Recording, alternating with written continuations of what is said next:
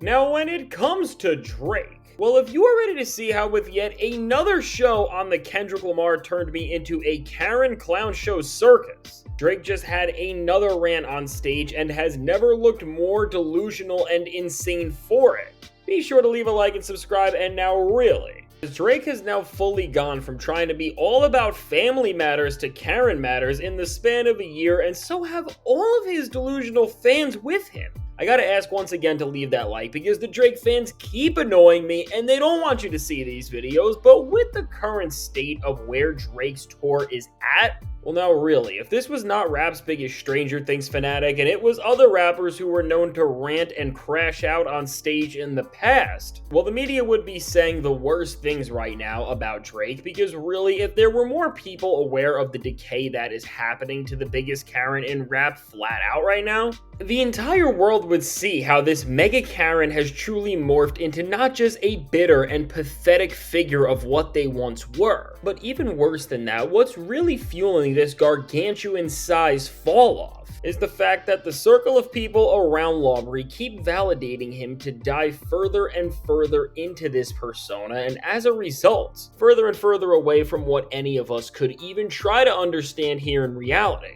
And specifically what I am talking about is coming after a tour and set of shows where already every humiliating thing has pretty much happened to Drake, and within this, we already saw that whole weird tangent where he said that he was not a snake, only to find out right after that he has never been a bigger one. And then of course every other bad thing has happened, from having to cancel shows for strange reasons, to people throwing toilet paper at you, people trying to recycle right next to you on stage with water bottles, and with forgetting your lyrics. But now, all of this is coming together to have another mega Karen moment. As really with the latest moment from Drake, what we have seen is almost worse, and it's definitely more baffling in terms of what we are hearing Drake say this time, because just in terms of somebody trying to be a master manipulator, well, when we look at the first rant he made about snakes, that one kind of made sense from the perspective of trying to peddle lies onto your fans more and more to get them to support you no matter what. The rant that we hear here feels like a disjointed script that was thrown out at the Stranger Things audition room that Drake was hanging around for way too long, because seriously,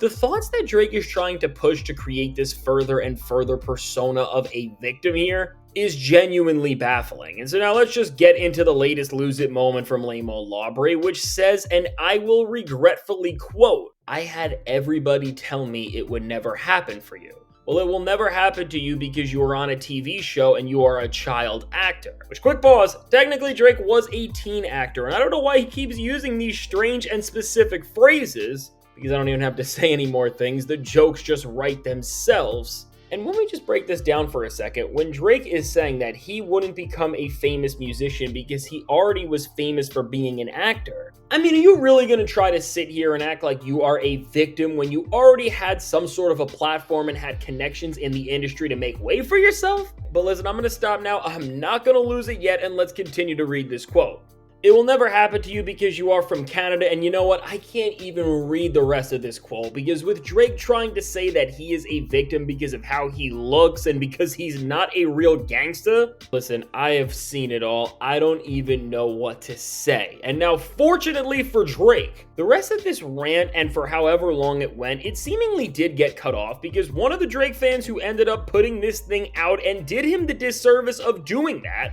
I guess did not want to post this entire thing, because however it ended may have been even worse than what we are already hearing. And really with this is an entire new low that when we break down, I don't even know how to make sense of, because what we are seeing, first off, is Drake not just rewrite history and try to act like he had some of the worst odds to ever break into the rap game or break into the music industry, because that's just not the case. But within this, what we are also seeing with him doing another one of these insane monologues is more of what was supposed to be a concert where people would go to hear music into these vent sessions where he is just showing how immature and embarrassing he really is. Because for anyone to be seeking validation in this sad of a way, well listen, while somebody like Kendrick Lamar and Tyler the Creator thanked their fans and performed their greatest songs, and they did all of the searching they needed to on their own albums like Mr. Morale or Chromacopia, Well, listen, while Drake was sitting here making fun of them, he is showing that he needed to do that himself because he has some serious issues that he really needs to work through. Because ultimately, to just see an artist start to yell at their fans and ask them to validate his delusion while making them perform his songs for him all at the same time, well, again, this looks like something now that the guy who made Graduation once did, and when he did it, everybody went crazy. And what we are seeing here, I think, is not too far from that, just in terms of how we are seeing these people crash out on stage in front of us. And so really, when we put this into perspective, we are not just seeing a tour where there is a nightly meltdown and crash out, and that's just becoming a regular thing that you can count on to see just as much as you see Drake doing the lamest karaoke possible. But really, when you look into this quote, what you see is that Drake is just saying literally anything and hoping that it makes some sort of sense. And the worst part about all of this is that now, while if Drake was just spiraling and people were laughing, well, then this wouldn't be as much of a problem, and it would just be a man doing some strange things, I guess. Well, again, what's the difference between Drake and the guy who made Graduation and his rants is that this is not the case. As somehow what Drake is doing, it's kind of working on a group of people, as with there being this entire effort to still rewrite the beef and convince us that everything was a setup and then all the drama with the Not Like Us suit is real, and that this outcome is ultimately gonna flip when the Iceman reveals what's truly going on. Well, ultimately, with the delusion that is being fed to all of these people who support a 40-year-old man Stranger Things superfan, and with acts like we are seeing Drake do right here, he is really making these problems worse and worse, and he's making people somehow support him more and more, which again just shows how you could just do anything and people will follow you at this point. I don't know what else to say. Because really now, while all of us can see through the lies and laugh at the fact that a 40-year-old man who has been in the industry for years and years is acting like he just made it out and he has some crazy underdog story that never really was, again, for the fans who love Drake, also love anything but hip-hop and its culture, love being annoying, and also Stranger Things, they are believing this, and as a result, the OVO echo chamber is getting louder and louder to the point where even with all the great hip-hop music and moments that are coming out,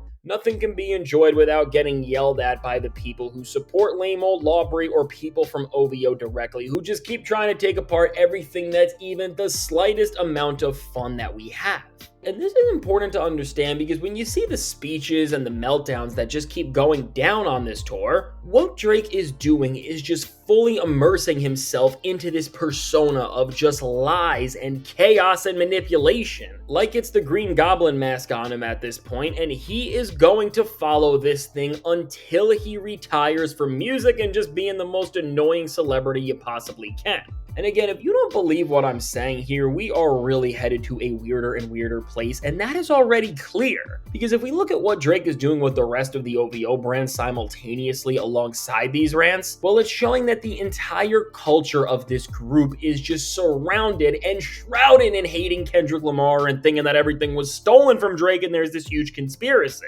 Because, and this is real, if we look at now how OVO released a collection of shirts that are really directly playing more into this idea that they have this big secret and that they were the victims to Kendrick Lamar and that he was this puppet or whatever they're trying to say, I don't even know anymore how to make sense of it. Well, really, when you see that the 40-year-olds who call themselves the Iceman and who are obsessed with Pinocchio believe that Drake still has not pressed this red button and this has all been this elaborate play, and now as a result they're believing these victim stories and they're getting uniforms for it now? What happened to the game I love? But seriously, these victim speeches are actually working on them, and with this, we are just so past rapping and being the slightest bit in reality. Because again, with people defending Drake's lies and meltdowns, and now giving him more support by wearing these anti-Kendrick Lamar uniforms? I mean, this is some of the most ridiculous stuff I've ever seen, and when you root so much of your beliefs and your fan base now in things that are not real and there is no proof of,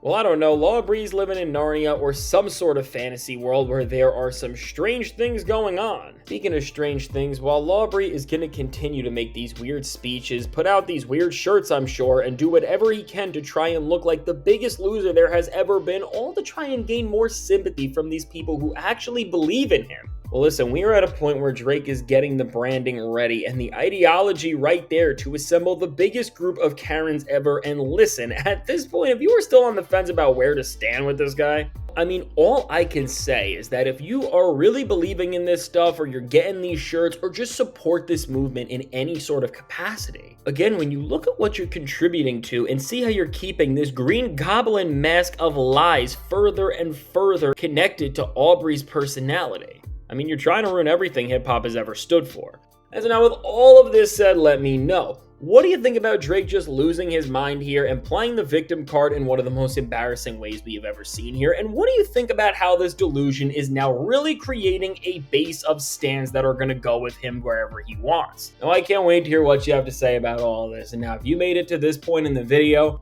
be sure to leave a like and to subscribe. And now, really, if you want to see how right within all of this chaos and all these crash outs, something great just happened in rap, as we got a very good album from JID, and he just made a strong mark on the rap world and everything going on within this shift and all these things around lyricism as a whole. Well, check out the suggested video. You're not going to want to miss this.